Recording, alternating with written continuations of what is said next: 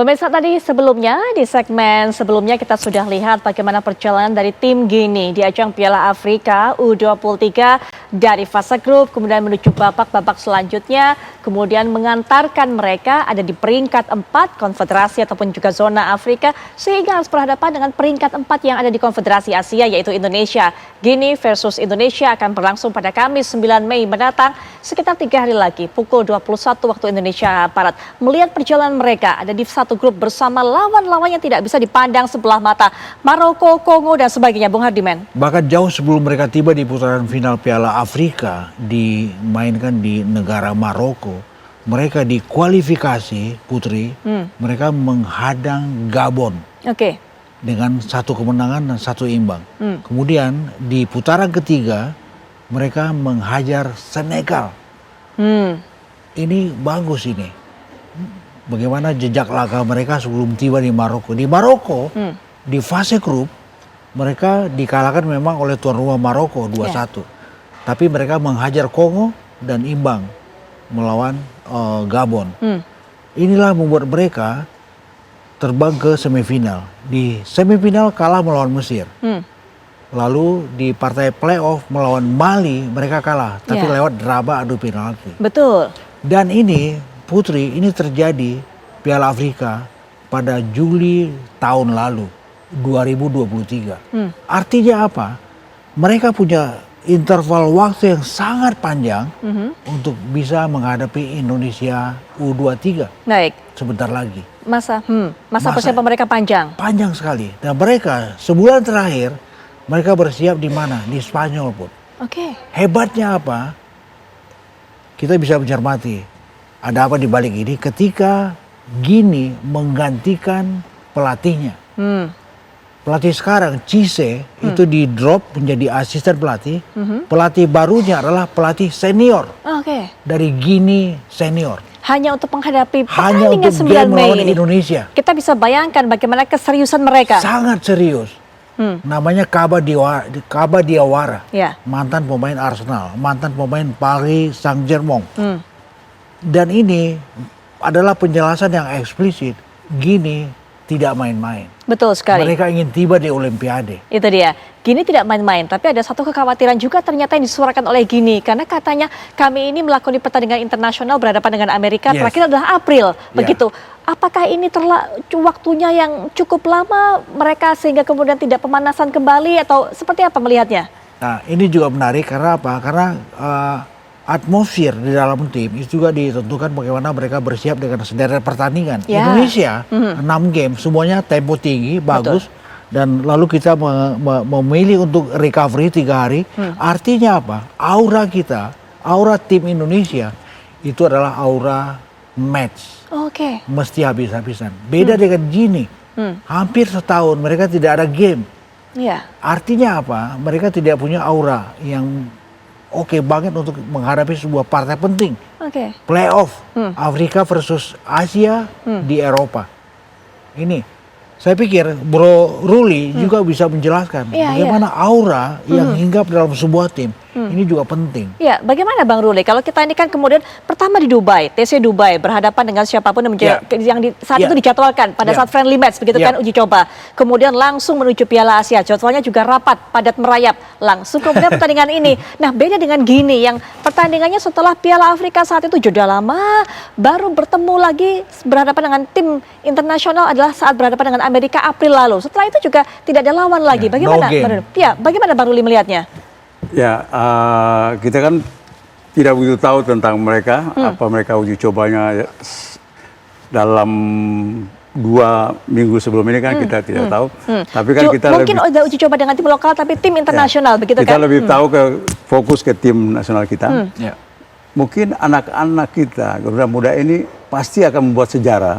Karena dulu tahun 76 pernah kita hampir selangkah lagi kalah adu penalti lawan Korea Utara. Mungkin ini bisa motivasi untuk Garuda Muda. Main di Paris yang akan jadi tempat Olimpiade nanti.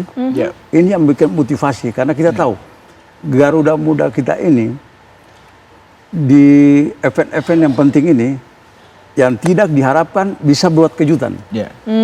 Mudah-mudahan dalam pertandingan nanti mereka bisa buat kejutan. Sedikit mungkin berbagi cerita, inspirasi, semoga sejarah begitu terulang secara positif tentunya ya. Apa ceritanya pada saat itu pada tahun 76, Mbak Ruli?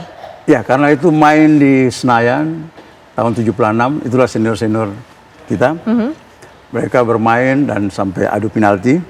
Mungkin ini yang memberikan motivasi buat saya. Oke. Itu tahun 76, sampai sekarang udah berapa tahun. Ya, betul. Begitupun kemarin juga kita Piala Asia tidak pernah, anak-anak juga bisa bikin kejutan. SEA Games juga udah lama, walaupun di bawah Coach Indra, kita bisa berkejutan. Mudah-mudahan di ini juga buat harapan kejutan. kita bersama Ini harapan seperti saya, itu. harapan. Tapi Bang Ruli, dari pengalaman ini seorang pemain, apa bedanya? Rasanya bagaimana kalau kemudian melakukan sebuah pertandingan setelah ada deretan pertandingan yang panjang, sudah bertemu dengan berbagai negara, dengan kemudian sempat absen lama. Adakah bedanya? Adakah pengaruhnya? Kalau sudah lama tidak pasti pengaruh. Kalau kita yang sering bertanding pasti punya rasa percaya diri, semangat. Pengaruh ke kepercayaan dirinya. Nah, itu yang kita harapkan juga dari para pemain kita mungkin. Ada timbul rasa percaya diri karena sudah mengalahkan, walaupun dua hasil terakhir adalah kalah, tapi sudah mengalahkan tim-tim yang besar di fase grup, kemudian Korea Selatan. Bisa jadi modal berharga untuk menuju laga ini dari segi mental, Bung Adiman? Harusnya bisa. Dan itu adalah motivasi yang menarik, motivasi yang penting dalam memompa spirit bermain. Yang juga lebih penting adalah bagaimana kita bisa menjelaskan kepada para pemain, ini saatnya untuk tiba di Olimpiade. Ini reputasi penting. Ibaratnya ini seperti naik haji untuk seorang atlet. Ini menarik. Ini Olimpiade. Gitu. Dan kalau kita bisa tiba di Olimpiade, kita lolos kali kedua. Tadi saya udah jelaskan. Tetapi lolos sekarang adalah pada era sepak bola modern. Betul. Iya kan? Iya. Yang juga menarik, mereka sudah menjadi Olimpian. Ini juga sejarah untuk kontingen Indonesia di medium Olimpiade. Ini cabang beregu pertama yang diloloskan oleh Indonesia untuk bertarung di medium Olimpiade. Baik. Ini wow, ini bagus sekali gitu. Betul. Dan ini adalah motivasi penting untuk bagaimana kita bisa memompa, hey, gini, itu lawan kita. Habiskin, selesaikan mereka. Kalian bisa. Tapi tentu harus bermain tenang, sabar, tidak buru-buru. Ingat, ada extra time. Ingat, ada drama adu penalti. Betul. Kemungkinan yang terbuka. So, mesti sabar, mesti rileks, mesti dengan senyum. Sepanjang 90 menit. Baik, Mbak Ruli tidak pernah bertemu ataupun juga berhadapan dengan Gini, tapi mungkin punya pandangan mengenai bagaimana gaya para pemain ataupun juga tim-tim Afrika ini? Saya selama main belum pernah menghadapi Aljazair. Itu di Piala Kemerdekaan. Kebanyakan tim-tim dari Afrika itu mereka kuat, fisik, strong, ya, terus power, kekuatan. Apalagi kalau mereka punya skill, ini yang mungkin jadi masalah buat kita. Ya, saya kira kalau cuma power sama ini, kita bisa lihat juga waktu kita hadapi Australia, kita masih bisa ya berbicara. Tapi kalau yang punya skill, ini yang jadi masalah juga buat pemain-pemain kita. Ya, dan apalagi kalau menurut saya, kalau ada beberapa pemain yang mereka bermain di Eropa, ini yang mungkin ada perbedaan. Walaupun juga kita pemain-pemain ada pemain di Eropa. Tapi kan kebanyakan kita banyak yang main di liga lokal begitu ya. Nah, Bang Adiman, apa kemudian yang akan ditawarkan atau ditunjukkan oleh Gini ini? Pemainnya banyak sekali merumput di Eropa, tapi mereka juga punya ciri khas gaya bermain Afrika tersendiri. Perpaduan seperti ini, apa yang akan ditimbulkan oleh Gini?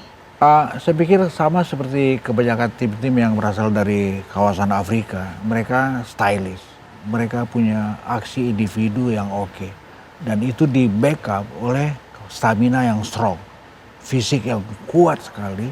Dan ini terbukti bagaimana kemudian mereka menempa skuad mereka ketika mereka berlatih di Spanyol. Sebulan sebelum menghadapi Indonesia.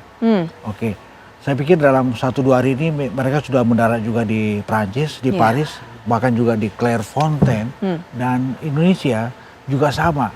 Saya pikir ketika Indonesia sebagai nama pemain yang beredar di skuad U23 saat ini sudah pernah berhadapan dengan tim-tim dari kawasan Afrika.